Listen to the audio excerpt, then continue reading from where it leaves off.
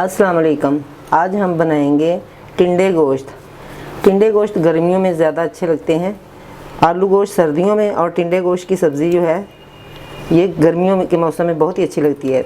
तो टिंडे गोश्त बनाने के लिए मैंने ये आधा किलो मटन गोश्त लिया है, मटन का गोश्त लिया है। ये इस तरह कुछ हड्डी वाला लेना है। हड्डी वाले से शोरबा बहुत ही जायकेदार बनता है। और ये मैंने 3 बड़े साइज़ के प्याज लिए, इनको ऐसे मोटा मोटा रफली कट कर लिया। ये ऐड कर देंगे। और ये 1 बड़ी पोथी लहसुन की लेके इसको मैंने छील लिया, ये ऐड कर देंगे।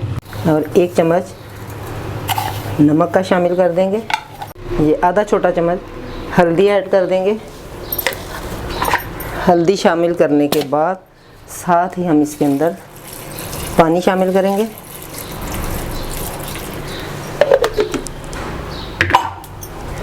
पानी शामिल करने के बाद इसको अच्छी तरह हिला देंगे। ये मैं प्रेशर कुकर में पकाऊंगी। प्रेशर कुकर में गोश्त जल्दी गल जाता है। अगर आपके पास टाइम हो तो आप वैसे भी पका सकती हैं। चूल्हा मैंने ऑन कर दिया।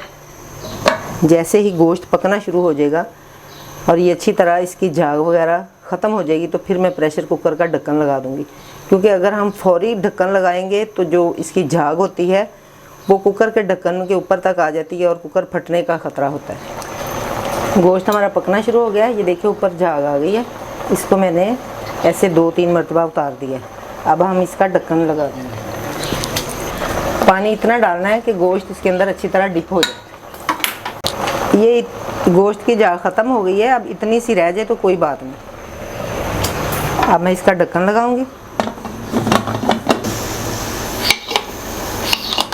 अब हम कुकर को खोलते हैं। ये इसको मैंने 10 मिनट तक चलाया है। देखते हैं गोश्त गल गया। ये गल चुका। हमें इतना ही चाहिए क्योंकि फिर ये टिंडों के अंदर भी गलेगा। ये सारा लहसुन प्याज भी गल चुका है। अब हम इसके अंदर मसाले ऐड करेंगे। ये मैं सुरख मिर्च पाउडर डालूँगी, 1.5 चम्मच सुरख मिर्च पाउडर, 1 चम्मच पिसा हुआ सूखा धनिया। हल्दी और नमक हम पहले डाल चुके हैं। और ये साथ ही इसके अंदर ये मैं 2-3 चम्मच दही ऐड कर दूंगी। और साथ ही इसके घी ऐड कर देंगे। ये मैं देसी घी डाल रही हूँ। आप तेल में भी बना सकती हैं, कुकिंग ऑयल में या डालडा घी में, लेकिन ये शोरबा जो है ये देसी घी में बहुत ही अच्छे टिंडे गोश्त बनते हैं। सब चीज़ों को मिला देंगे। मिलाने के बाद अब हम इसकी अच्छी तरह भुनाई करेंगे। गोश्त की मैंने अच्छी तरह भुनाई कर दी है। गोश्त भुन चुका है। अब हम इसके अंदर टिंडे ऐड करेंगे। ये मैंने आधा किलो टिंडे लिए। टिंडों को मैंने अच्छी तरह छील कर इनको धो लिया और एक टिंडे के मैंने 4-4 पीस कर लिए। अब हम टिंडे डालने के बाद फिर भुनाई करेंगे ताकि टिंडे भी जो हैं ये भी अच्छी तरह भुन जाएं। गोश्त और टिंडे बहुत अच्छी तरह भुन चुके हैं। अब इस स्टेज पे आके मैं 1 चम्मच ये पिसा हुआ अदरक डालूँगी।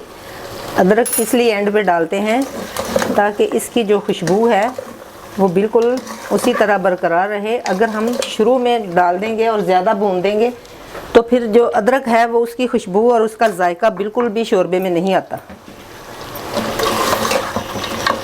अब बिल्कुल थोड़ी सी इसकी बुनाई करेंगे।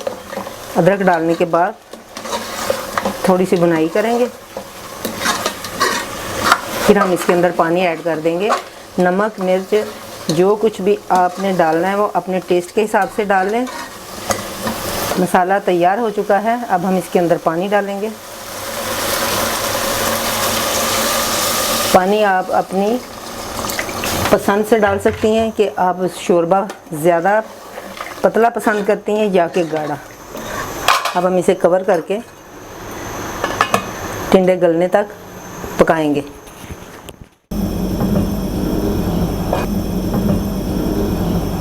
अब हम ये सूखी मेथी डालेंगे और साथ ही ये सब्ज़ धनिया और ये 3-4 सब्ज़ मिर्चें। इसके अंदर मैंने और कोई मसाले नहीं डाले, ना कोई ज़ीरा ना गरम मसाला, क्योंकि ये जो टिंडे हैं ये गर्मियों में बनाए जाते हैं। ये बहुत ही अच्छी सब्ज़ी है। बग़ैर मसालों के ये बनाते हैं। ये घर के मसाले हैं वही मैंने डाले हैं, नमक मिर्च हल्दी वगैरह।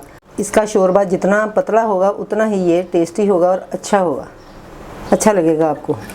ये शोरबा ज़्यादा गाढ़ा नहीं रखते। उम्मीद है आपको मेरी ये रेसिपी पसंद आई होगी। मिलते हैं फिर एक नई रेसिपी के साथ। अल्लाह हाफिज़।